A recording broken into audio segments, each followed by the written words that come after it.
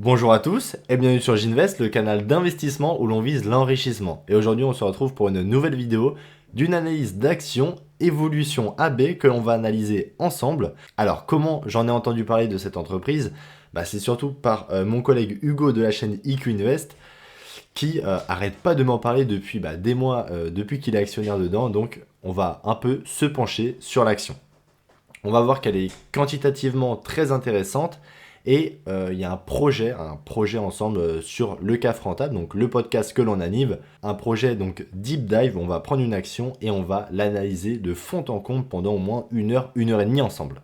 Alors comme d'habitude, on va commencer par le sommaire de l'émission et dans une première partie, on va voir l'entreprise Evolution AB du passé au présent, donc son histoire.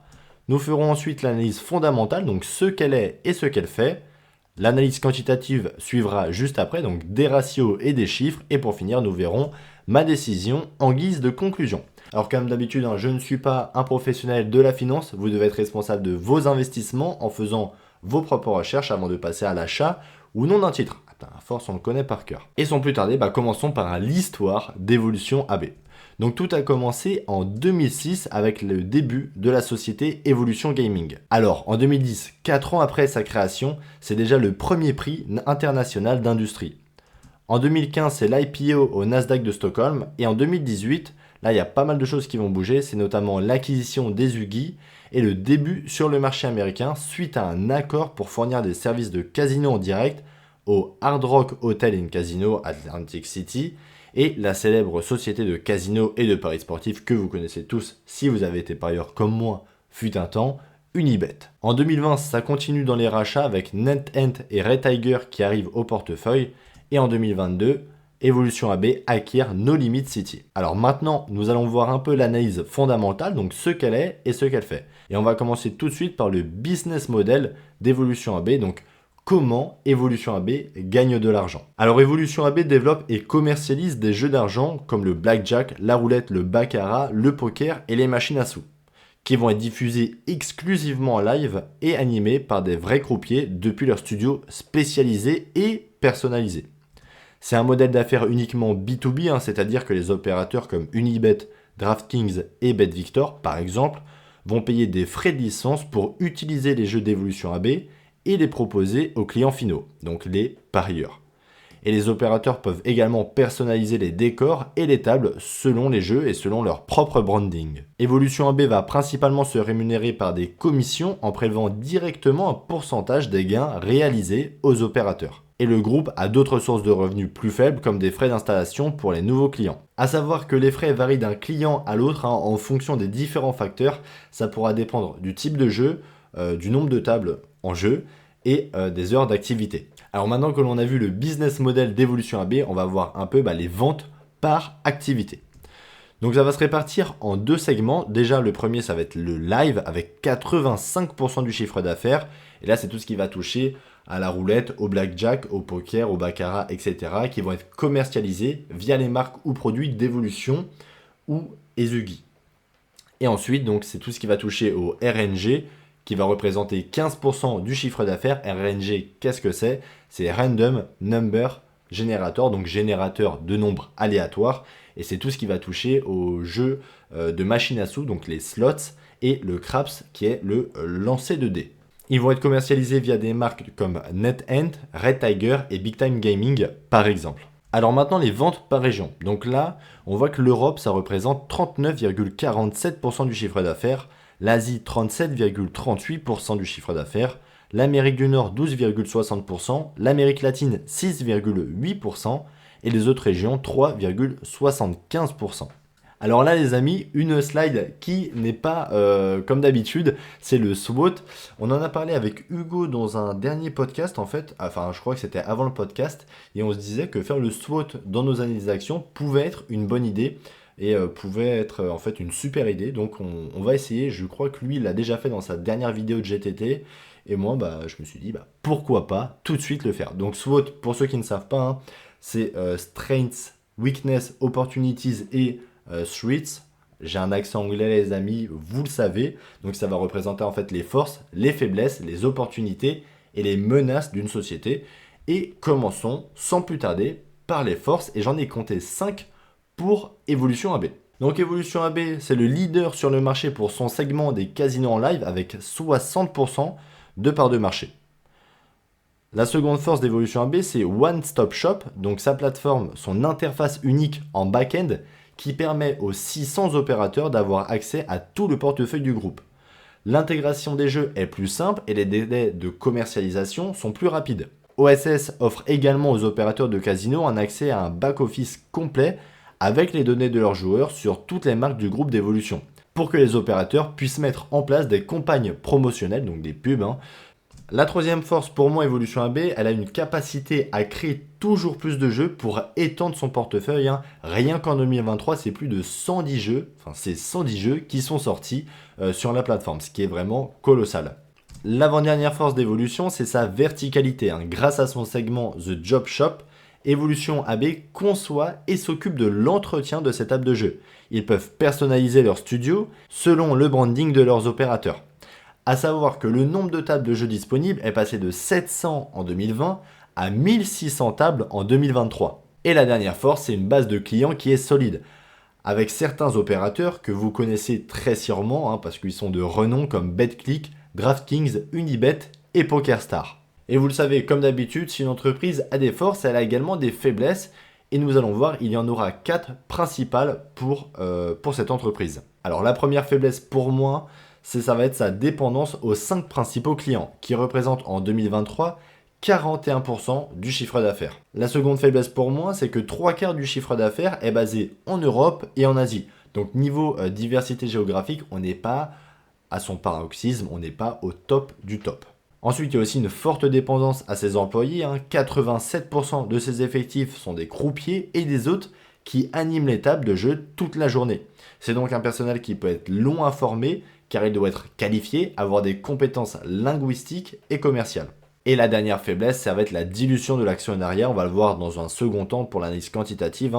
Mais il y a eu une augmentation de quasiment 22% du nombre d'actions en moins de 10 ans, ce qui est quand même assez important. Maintenant que l'on a vu les faiblesses, on va voir un peu les opportunités, l'horizon à long terme d'Evolution AB, comment elle peut croître. C'est parti pour les opportunités. Et j'en ai compté 4, pas de jadou. Alors la première opportunité pour moi d'Evolution AB, c'est que le groupe évolue dans un secteur qui est en croissance. Le marché mondial des jeux d'argent en ligne a un CAGR, donc un taux de rendement annuel moyen composé, de 20% par an depuis 2019, contre 4,6% de croissance pour l'ensemble du marché des jeux d'argent.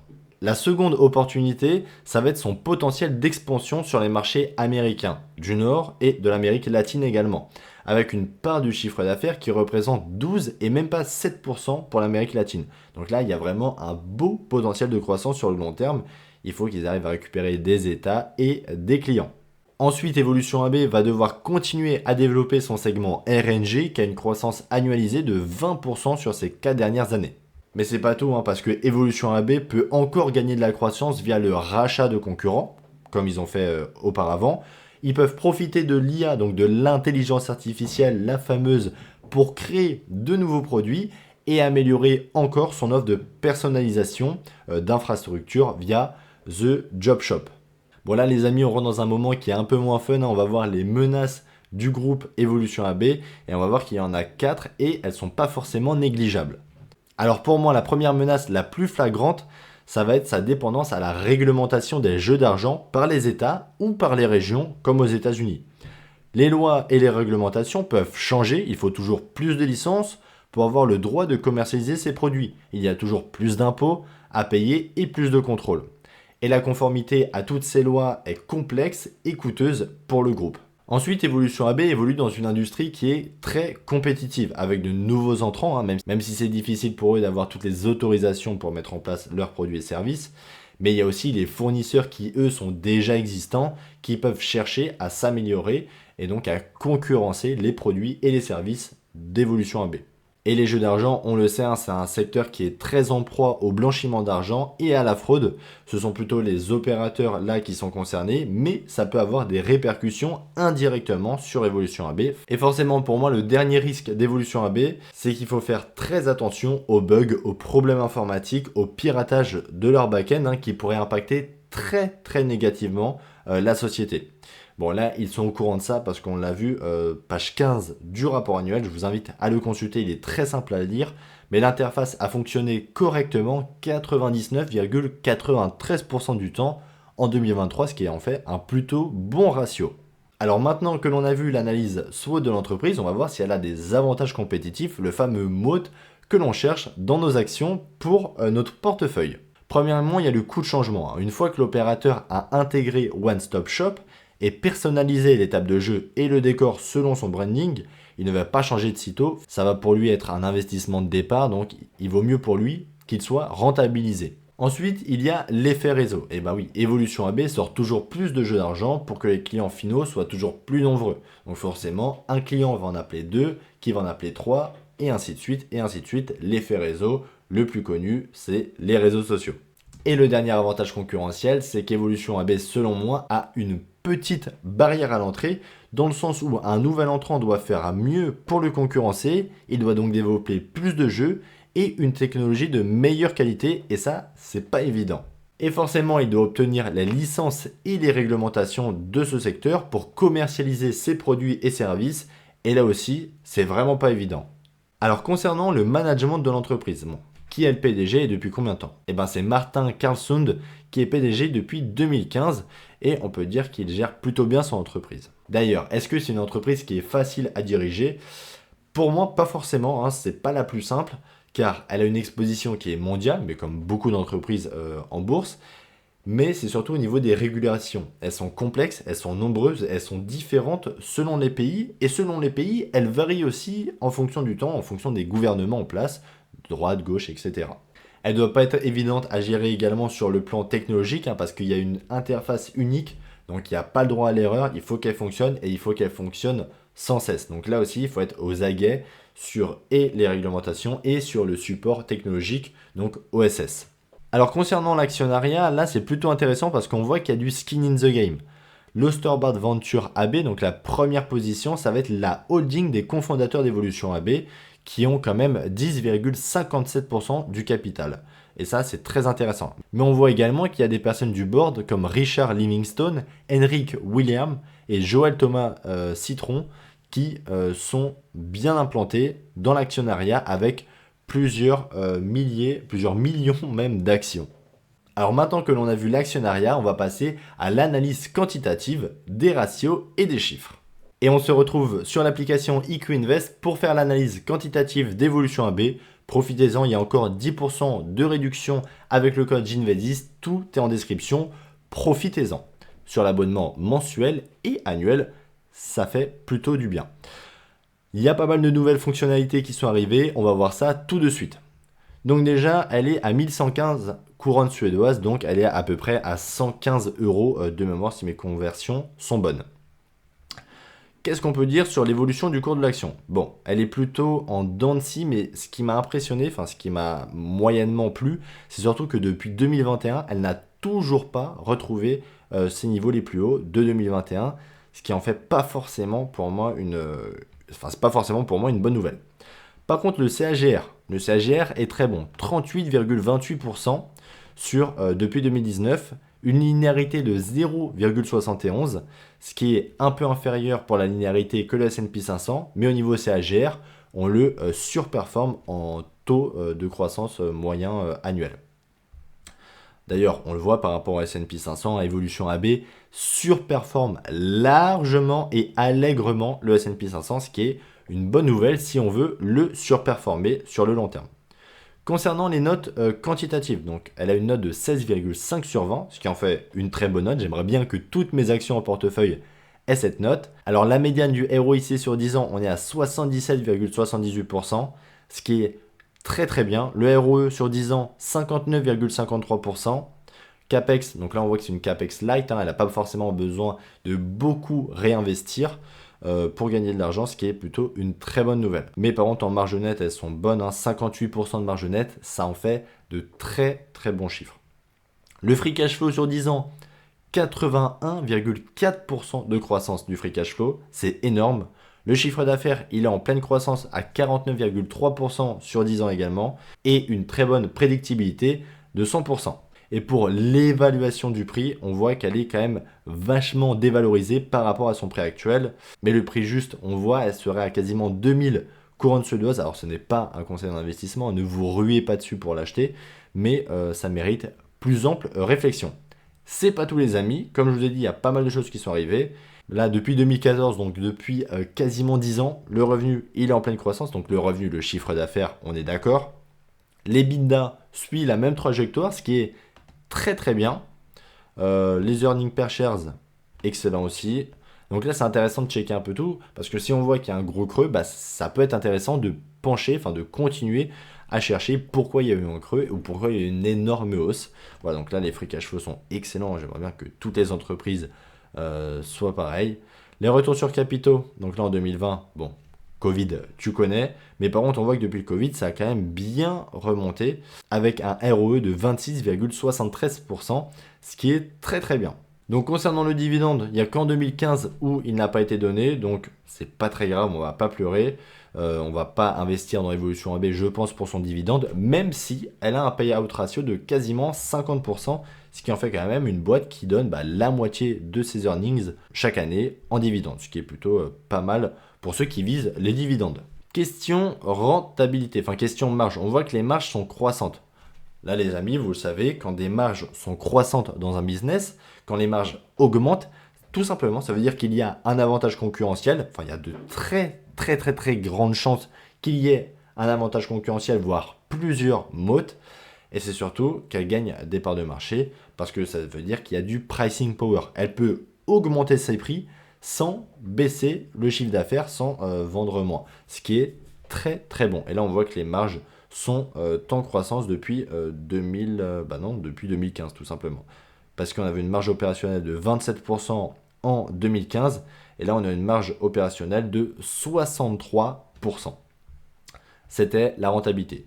Les dividendes, donc là on voit dette sur EBITDA, hop, 0,06. Voilà, autant vous dire qu'elle a plein d'argent de côté et qu'elle n'a quasiment pas de dette, parce que là même, vous voyez, à son paroxysme, elle avait 0,19 de dette sur EBITDA, ce qui est vraiment insignifiant. Bon là les amis, on va pas se mentir, c'est plutôt une mauvaise nouvelle, comme je vous l'ai dit tout à l'heure. Elles sont en augmentation, 175 millions d'actions en circulation en 2014 et là on est à 213 millions en 2023, ça veut dire que les actionnaires sont dilués malheureusement. Alors comment ça s'explique? Donc là on voit que les fondateurs, le board, etc. n'augmentent pas le nombre d'actions pour se payer, parce que le SBC c'est la rémunération en actions, mais les actions en circulation, pourquoi elles augmentent? C'est tout simplement pour financer des acquisitions. Ils ont beaucoup acquis, il faut beaucoup acquérir dans ce genre de business pour gagner des parts de marché, pour en fait manger et aspirer les concurrents déjà en place. Donc, les actions en circulation ici sont utilisées selon moi à bon escient, parce que ça va venir, ils vont venir gratter du capital pour racheter et pour croître en fait sur le long terme. Donc, il faut regarder que les actions en circulation n'explosent pas encore pendant 10 ans et qu'il y ait des rachats d'actions progressifs. D'ailleurs, on va voir les rachats d'actions. Non, pas SBC, rachats d'actions. Ouais, il y en a eu quand même 115 millions qui ont été rachetés en 2023 et 123 millions en 2021, ce qui est plutôt pas mal. Bon, là, on voit que dans l'onglet concurrent, Flutter Entertainment, bon, déjà, elle a une note qui est complètement pourrie, mais Flutter Entertainment, donc l'entreprise irlandaise de paris, c'est surtout des paris de sport, donc les courses hippiques, etc. Chose qu'Evolution AB n'est pas du tout dans ce domaine, en tout cas de ce que j'ai vu, elle n'est pas du tout dedans. Donc c'est plutôt un non-sujet. Ensuite, DraftKings, pour moi, c'est pas forcément concurrent aussi, parce que c'est un de ses plus gros clients Evolution AB. Donc DraftKings, pour moi, est plutôt pied et main lié à Evolution que l'inverse. Et la Française des Jeux, bon là n'en parlons même pas, la Française des Jeux c'est le loto, c'est le tiercé, c'est le grattage, donc c'est pas du tout le domaine d'Evolution AB. Donc on peut voir que niveau concurrence c'est plutôt une bonne nouvelle. Niveau fondamental, donc là j'ai rien fait, j'ai fait ça sur un Google Sheet. Et là comme vous voyez, si vous voulez faire vous-même vos calculs, vous avez les comptes de résultats avec les BPA les earnings per shares depuis 2014 jusqu'à 2023. Les flux de trésorerie, on voit à la fin, il y a les cash flows, 8 millions de cash flow en 2014, 1 milliard de cash flow en 2023, ce qui en fait plutôt une très bonne croissance. Et on voit qu'en plus, ils sont en croissance chaque année. Alors on se retrouve déjà pour la conclusion de la vidéo. Et qu'est-ce que l'on peut dire d'Evolution AB? Bon, déjà, pour ses forces, c'est une société qui a des très bons fondamentaux, comme on l'a vu. Elle est quasiment irréprochable financièrement, ne serait-ce que si on veut titiller un peu pour le nombre d'actions en circulation, mais on l'a expliqué très simplement. Il faudra juste veiller par la suite à ce qu'il n'augmente pas. Mais financièrement, elle est irréprochable, en tout cas de ce que je vois. Le risque, parce qu'il y a toujours des risques dans des entreprises, ça va être la réglementation et les lois qui sont complexes et changeantes. Donc là aussi, il faudra faire attention qu'Evolution AB continue de bien les inclure dans sa politique et qu'elle ne se fasse pas boycott par les États ou par les régions. Alors pour répondre au titre de la vidéo, financièrement parlant, je pense qu'elle rentre vraiment dans le top 3 des meilleures entreprises disponibles sur PEA que j'ai déjà analysé en vidéo ou moi personnellement. Et pour vous répondre directement, honnêtement, je sais pas si je l'achète ou pas. Je sais pas encore. Je vais continuer de l'analyser parce que le problème d'Evolution AB, c'est que c'est une entreprise excellente, que ça soit fondamentalement ou financièrement, mais c'est qu'elle évolue dans un secteur pas du tout du momentum. Je pense que je vais continuer de l'analyser, de réfléchir dessus.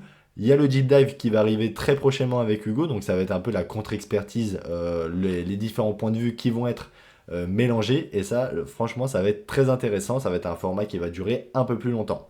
Alors on va finir la vidéo, ça faisait un peu de temps que je ne l'avais pas fait, sur la citation de l'émission. Et où est-ce que je l'ai trouvé cette fois? Tout simplement, page 18 du rapport annuel, parce que Evolution met en avant qu'ils conçoivent quasiment tout eux-mêmes dans leur atelier, donc The Job Shop. Et en fait, le dicton, il y a un dicton pour moi qui est très vrai, qui met en avant, si vous voulez qu'une chose soit bien faite, faites-la vous-même. Voilà, je trouvais ça plutôt intéressant, ça peut servir dans la vie de tous les jours. Donc n'hésitez pas à me mettre en commentaire si vous avez aimé la vidéo, n'hésitez pas à me donner votre avis, ça sera avec grand plaisir que je vous répondrai, la chaîne est en croissance. Sur ce, je vous souhaite à très bientôt pour une nouvelle émission et je vous dis à très bientôt. Ciao ciao.